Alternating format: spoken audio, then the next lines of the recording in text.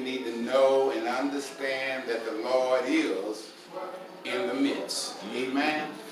Amen. Trying to find a good old this day our daily bread, and forgive us our trespasses, as we forgive those who trespass against us.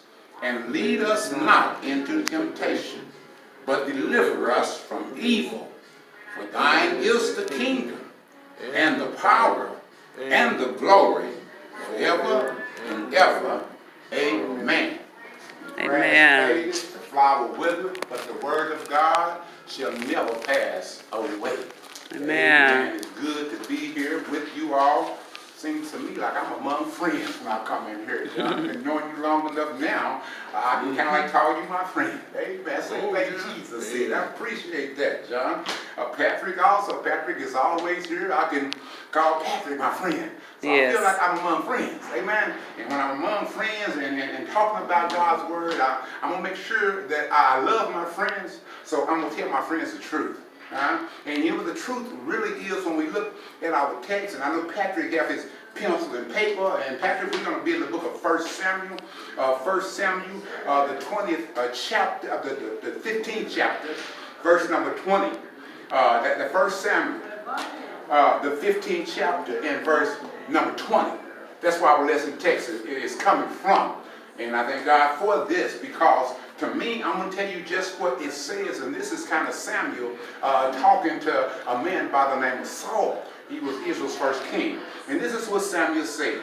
And Samuel said in verse number 19, "Wherefore then didst thou not obey the voice of the Lord, but didst fly upon the spoils, and didst evil in the sight of the Lord."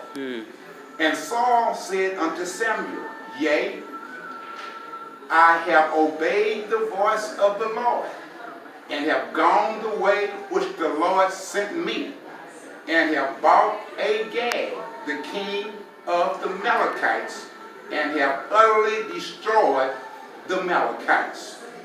But the people took of the spoils sheep and oxen, the chief of the things which should have been utterly destroyed, to sacrifice unto the Lord thy God in Gilgal."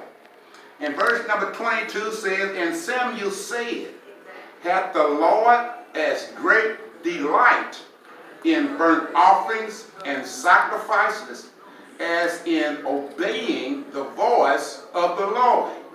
Behold, to obey is better than sacrifice, and to hearken than the fat of rams." And for this topic, it's obedience. It's better than sacrifice. Obedience is better than sacrifice. And in order to be obedient, obedience requires trust. In order to be obedient, obedience requires faith. In order to be obedient, obedience requires also belief.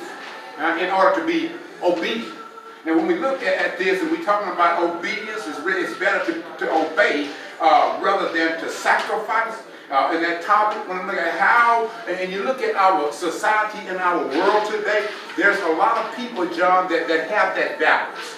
That has it backwards. I mean, some people would rather come and make a sacrifice than to be obedient. Well, when we look around today, even at the church, at the people in the world, some think that if I give God a sacrifice, I might can find favor with him. If I give God a sacrifice, well, what can I bring unto the Lord? What can I offer the Lord? Sometimes I don't think people be thinking, Patrick. They scratch their heads and they tell, what can I offer the Lord? And when they say that, John, a lot of times they talk about, what can I offer the Lord in change for a favor from him? A lot of people want to bring sacrifices in turn of giving in turn of getting a blessing from the Lord. I mean, that's why a lot of people come to church. That's why a lot of people always pay their tithes. Make sure I'm going to pay my tithes, because if I pay my tithes, I'm going to sacrifice. I'm going to sacrifice some of my money and give it to the Lord. And he said, if I sacrifice it and give it to him, he going to bless me, John. I mean, a lot of people think that the Lord wants their sacrifices, that the Lord needs their sacrifices. And Saul had that same mentality. He thought the Lord needed his sacrifices. And the Lord had told Samuel to tell Saul, you need to start obeying, boy. Obey the voice of the Lord. Hearken unto the voice of the Lord. And that same voice that we're listening to today is saying, hearken unto the voice of the Lord. Obey the voice of the Lord. And instead of obeying the voice of the Lord, we're too busy trying to do favors to get the Lord on our side and offering sacrifices. And God don't want our sacrifices. Some people need to realize, Patrick, what can you sacrifice to the Lord? Well, what shall I render unto the Lord, Shirley? I mean, a lot of people, they want to sacrifice, but they don't want to obey. And we're talking about obedience is better than sacrifice. Don't people realize that the Lord already have everything? He owned the cattle of 1,000 hills, and John, he owned the hills too. The earth is the Lord and the fullness thereof, and they that dwell within. The Lord already owned everything. You can't bring the Lord anything that he don't already have, because he have everything that he needs because he's God. And Amen. he wants something, he'll speak it into existence, like he said, and let there be, and there was. We can't bring the Lord any sacrifices, to try to please him, And people every day, they want to bring the Lord something just to see if I can get a favor from him. Well, he was full of humility when he first started out. But it seemed like the higher Saul got, the more battles he won, the bigger his head got. And sometimes he thought he was bigger than God and didn't have to obey God. Whoa. And that's what happened to a lot of people today. Saul had that in mentality, look what I've done. You can't have that look what I've done mentality. You have to have that look what God done. Yes. After God had put Saul on the throne, and told Saul to go and fight the Amalekites. You need to go fight the Amalekites.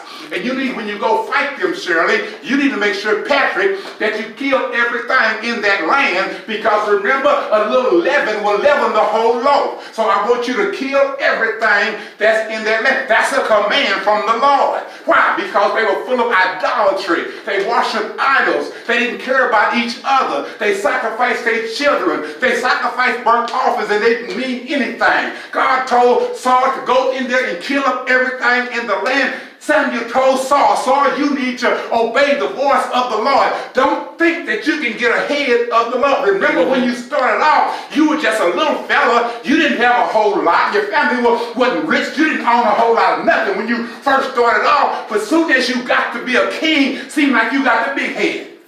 At first you was giving God the credit, but now you want to take the credit.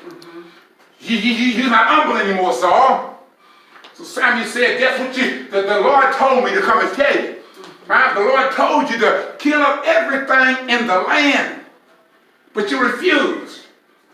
And when you conquered the people, the Amalekites, when you went out and conquered the Amalekites, you wanted to do what Saul wanted to do, so that Saul could say, look what I have done. I have conquered the Amalekites.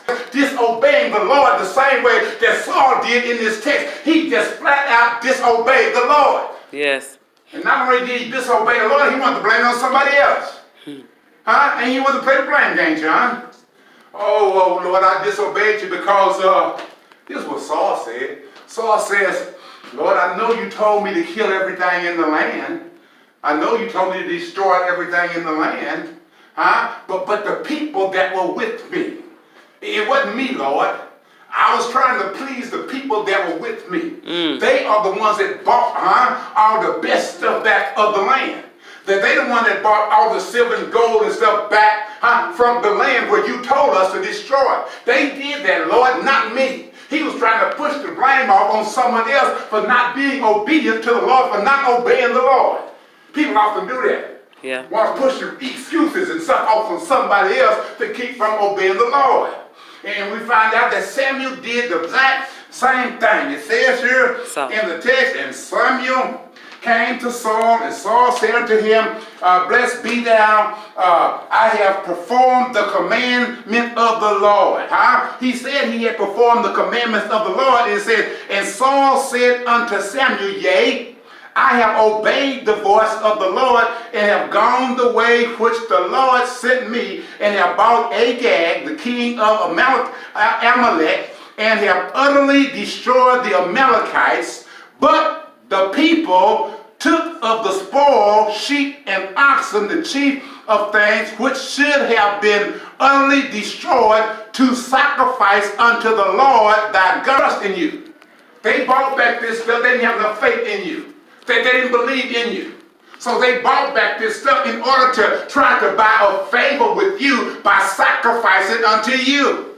Well, we didn't do it for ourselves, Lord. We were thinking about you. We wanted to sacrifice to you. And it says, and Samuel said, what the people can do to you when the Lord gives you a command and tell you what to do. Right. The Lord expects for us to obey him. I mean, why is it that people find themselves unwilling to obey the Lord? Sometimes they don't obey the Lord because they don't like what the Lord is telling them to do.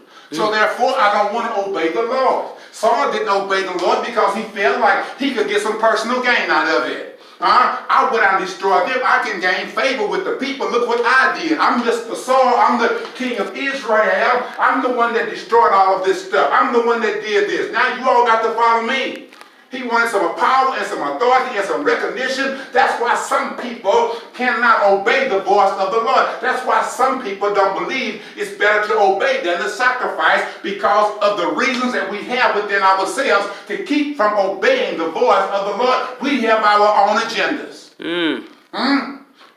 You can help pay all of my tithes, with the wrong attitude and don't want to give it anyway, but I'm going to go give it anyway, to try to impress God. He said, I don't want it. He told him, I don't want y'all's burnt offerings. I don't want none you have. All I simply want is for you to obey.